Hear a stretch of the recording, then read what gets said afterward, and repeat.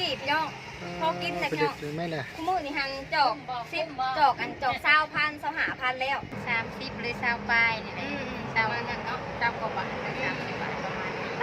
เงินไผน่ะนิดหน่อยเงินเจ้าบ่เงินอ้ายเงินอ้ายป้ามันหน่วยเพื่อนค่ะคฤหาสน์เนาะประชาไปเห็นกันแนมเบิ่งคฤหาสน์ไปเนาะเขาว่า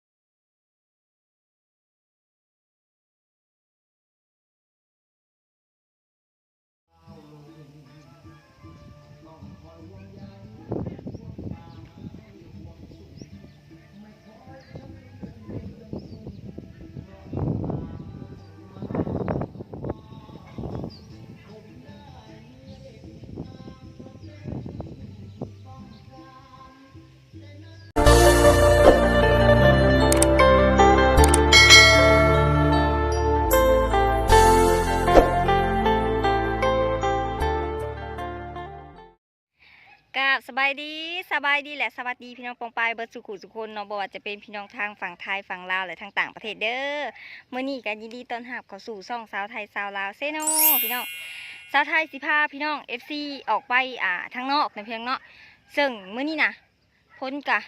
ตกแล้วตอนเช้านิดหนึ่งพี่น้องนิดหนึ่งอาริอาโลแล้วก็อบอ้าวคือเก่าเนาะบางเถื่ออันไปแถวแคมทางมันอาจจะมีเฮ็ดออกนะเพียงเนาะไปเบิ่งนำกันเฮ็ดออกแคมทางพี่น้องหลายแห้งกระดอกกระเดี่ยนะเพียงเนาะพาพี่น้องออกไปหาเลาะชมบรรยากาศเนาะพี่น้องทางเมื่อบ้านสะไทยเนาะแต่ว่าตอนนี้ก็คือทางกันยากหน่อยนึงแล้วก็อากาศก็ร้อนแน่เนาะพี่น้องเนาะหลังจากที่สะไทยกลับมาแล้วเนาะฮะสิพาพี่น้อง FC เนี่ยไปเลาะถงให้พี่น้อง FC เห็นบรรยากาศตอนแรงพี่น้องสะไทยหมักแห้งเนาะตอนหาน้ำท่วมทงไห่ทงหน้าสะไทยหันลายแห้งพี่น้องคือสิมีหอยหลายสะไทยสิพาพี่น้อง FC ไปเก็บหอยไปเบิ่งกันนะว่าหอยหลายหรือว่าหอยหน่อยแต่ว่าตอนนี้เนาะเฮาออกไปเบิ่งทางนอกนำกันเพราะว่าสะไทยมีเวียกหน่อยหนึ่งเนาะแล้วก็สิถ่ายบรรยากาศให้พี่น้อง FC เบิ่งนำกันเลยนะพี่น้องเนาะปะว่าอะไรยายห่างเนาะเผื่อชีฮอตเซโนพี่น้อง ไปพี่น้องไปนำกันเนาะขับรถไปนำกันเลยนี่ก็เป็นทางออกนาสะไทยนะพี่น้องเนาะเฮากับสีขี่รถเมื่อเซโนก่อนนะพี่น้องไปคนเดียวคือเก่าพี่น้องบ่มีคนขับรถให้เนาะคนว่างใจว่าง ไปใส่มาใส่กับไปคนเดียวตลอดโอ้ยหนทางพี่น้องเอ้ยสุดท้ายระยะโทรศัพท์ตกตลอดต้องค่อยๆไปแต่ว่าก็จะแห้งแล้วแหละจะแห้งแน่แล้วเนาะนี่พี่น้องอุ้ยหนทางยากหน่อยหนึ่งนะพี่น้องเนาะโอ้แดดพี่น้องแดดเนาะแต่ว่าน้ำก็หงลายดิน้ำมีน้ำสะไทยก็ลายพี่กันเนาะคือสิมีหอยลายไปพี่น้องขับรถไปต่อเนาะพี่น้องตอนนี้สะไทยก็ฮอตเซโน่แล้วเนาะมาซื้อหมักไหม้นะแม่ค่ะโล35,000ป้าเฮ็ดออกสะออนอลีอโลสะออนเด้เฮ็ดนี่เนาะเฮ็ดออกอยู่เข้มทาง พี่น้องคือคักขนาดเนาะขายอยู่แคมทางพี่น้องสนามบุญเราดีชอบเนาะสะออนเฮ็ดลายแห้งเลยมือนี้นะเมื่อวานนี่ก็ลายคือกันนะไหมคะเนาะลายคู่มือฮ้อนแห้งเอ้าไปสิมันสวยมันเพลินเนี่ยแหละเด้เนาะเฮ็ดลายขนาดทงเท่าไรนี่ค่ะ100,000เฮ็ดเพาะก็มีครบเบิดเนาะทุกอย่างไปเบิ่งกันคนพี่น้องมาหุ่มเฮ็ดมีแต่ดอกจุ่มๆงามๆพวกพี่น้องคือคักขนาดเนาะเป็นธงเป็นเห็ดไว้บุเห็ดเพาะเห็ดละโง่คือยังประทันได้เห็นเห็ดปวกลายขนาดเนาะสะออนแห้งเฮ้ยเห็ดนะคุณมีแต่ดอกจุ่มตอนนี้สาวไทยก็ออกมาฝากเครื่องอยู่มีไซนะเพียงเนาะฝากเครื่องให้กระเจ้าอยู่มีไซพี่น้องแถวทนทางนี้เนาะมาแต่ไปเบิ่งเฮ็ดพี่น้องแต่ว่าบริซื้อดอกเนาะเฮ็ดอยู่หน้าก็พอได้กินอยู่บุยอมเชียร์เปียกพี่น้องว่าเพิ่นบ่มีเงินซื้อพี่น้อง ตอนนี้ก็อยู่แถวหน้าค่ายนะพี่น้องเนาะสิออกไปหน้าแล้วคือคนสิโตกแหงอยู่แคมทางนี่นะฝากเครื่องอยู่มีไซเนาะแนวสิกลับออกไปซื้อน้ำซอยเอื้อยเนาะซึ่งเป็นเอื้อยที่ว่าสะไทยฮู้จักเนาะหลายๆคนก็คือสิเห็นใน YouTube ของอันพี่ไซลมนะพี่น้องเนาะเฮาไปเบิ่งนำกันเนาะพี่ไซลมเฮาอยู่พุ่นบ่หรือว่าเพิ่นเมื่อแล้วนะพี่น้องกลายมาเมื่อกี้นี้เห็นเพิ่นพี่น้องถาเบิ่งนำกันเนาะว่าเอื้อยเพิ่นกับอายเพิ่นน่ะยังอยู่ในห้างหรือบ่เนาะเฮาสิไปซื้อซอยเพิ่นอุดหนุนเพิ่นนะพี่น้องไปสบายดีพี่ไซลมสบายดีพี่น้องจากไทยสบายดี บ้าบ่ได้เห็นกันแต่หึงเนาะ ไม่ได้สบายดีเนาะ สบายดีคือเก่าแหละพี่น้องมื้อนี้ก็มาอุดหนุนน้ำห่านเพิ่นเห็นเพิ่นมานั่งเผาเต้เงิงแล้ว มาลีน้ำเจดีหน่อยทุกอร่อยทุกอย่างคือเก่าคือเดิมพี่น้อง มื้อนี้ก็เป็นวันที่เปิดมื้อเนาะ34ผักเรียกผักงานมาเผาผู้สาวอยู่นี่แล้วไปเถอะ เข้าหมู่หมู่บ่ เลือดฉัดจ้า เพื่อนสันเนาะเสียงหลุดวุ่นวันอยู่มาเผาบนมันเย็นพี่แล้วเนาะไอซ์ลงอาหารบ่ได้พบบ่ได้พอดแตงเฮิงแล้วก็ยังรอคือเก่าอ้ายข่อย โอ้ย น้ำซาเขียวได้แล้วจอกเท่าไหร่จอก18,000 กีบเนาะโอเคตั้งไว้ให้ก่อนเดี๋ยวจกเงินให้ห้านเพิ่นก็อยู่แคมทางคือเก่าพี่น้องเด้ห้านเก่าเพิ่นนี่เลยเนาะบ่ได้ย้ายไปใส่ดอกพี่น้องเพิ่นก็กำลังหยิบสะไทยไปเบิ่งเฮ็ดมาหลายเมื่อกี้นี้เป็นอะไรพี่สลมอันออกไปลินน้ำน่องเลยเด้อไปหากินแกงหน่อไม้ไปหาจับไก่ขาไปเลยครัวไก่น้องโอนักสลาวก่อนเดี๋ยวก่อนเด้อจ่ายเงินเพิ่นก่อนพี่น้องจกจ่ายเงินเพิ่นก่อนหาเงินก่อนอาเคียวสะไทยได้แล้วเนาะเอาแบบเย็นๆโลดบ่ต้องปั่นใจฮ้อนชิมเบิ้งหวานมากสะไทยแห้งหมักหวานๆเนาะหวานแบบตัดคาเลยสะไทยแห้งหมักมีแคมทางเก่าพี่น้องห่างเกินเนาะแต่ว่าเอื้อโพซีเพิ่นกับบริมาขายกล้วยแล้วทีนี้นั่นเช่าเลยเนาะเพิ่นเป็นสาวกรุงเทพบ่พี่ไซลมจากไก่กับหูเลยเลยบอกว่าสิบติดต่อกันเลยเนาะเห็นว่าก็ได้มีริ้วเลยเป็นสาวกรุงเทพแล้วพี่น้องผู้ใดเห็นเพิ่นก็ทักทายสบายดีเพิ่นเด้อเนาะหรือว่าถ่ายรูปจ่ายวิดีโอส่งให้ทางไทยบุญกับแม่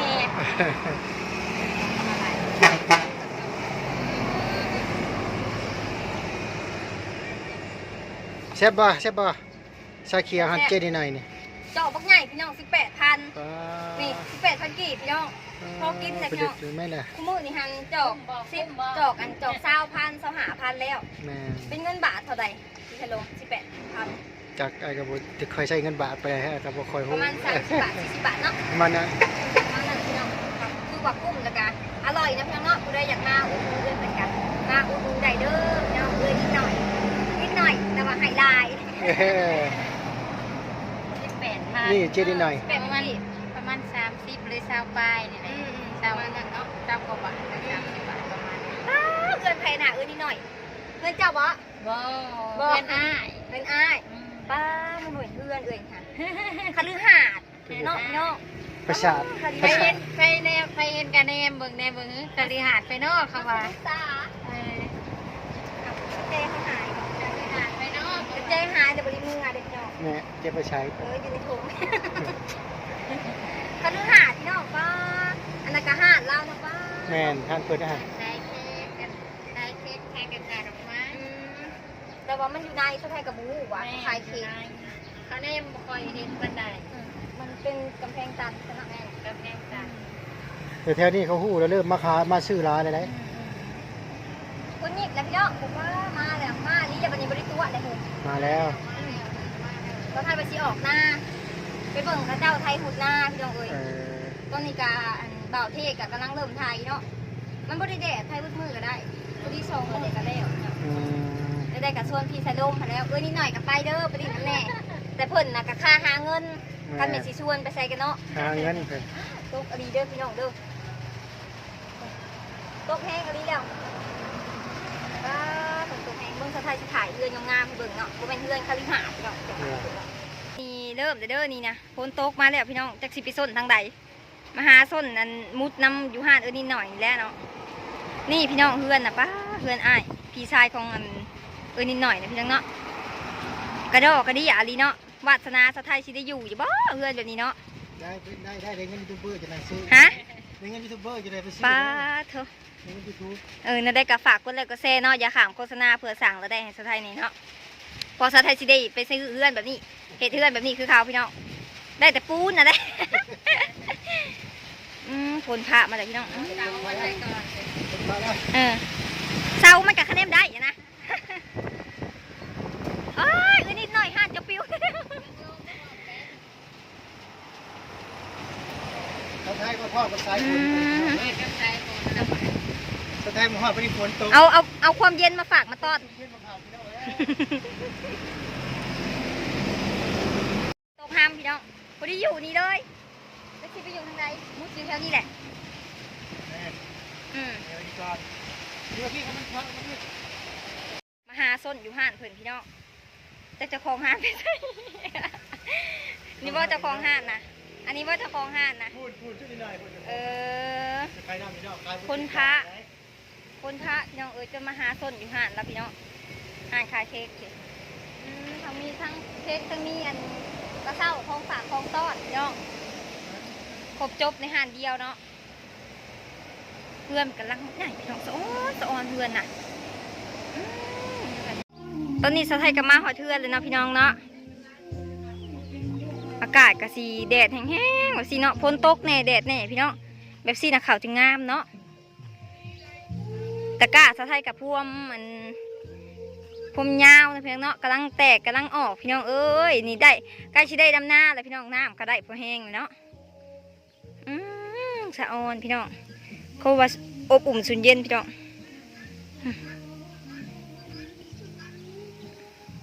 ผลกับกำลังสีมาอีกเนาะลูกที่สองพี่น้องเมื่อกี้นี้ไปหั่นนิดหน่อยเห็นพี่สายลม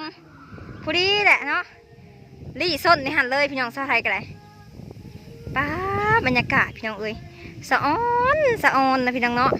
อยากให้พี่น้องFCนี่มาสัมผัสเด้ยูนาสะไทยนี่จะเป็นมันเย็นจะเป็นมันคักขนาดพี่น้องอากาศทงหายทงหน้าแล้วพี่น้องนะบรรยากาศเย็นๆแบบซี่น้ำสะไทยก็ได้เลยพี่น้องเอ้ยผู้ให้หน้าเขาหาโหสำนองพี่น้องสำนองเลยคักขนาดเนาะแต่ว่าไฮนี่นะกะสีออกโบราณปันไดไฮนี่หาออกลายกว่าหมู่ไฮนั่นนาคันหน้าขาดพี่น้องคันหน้ารู้ก็เลยบ่ได้เข่าปันไดเนาะ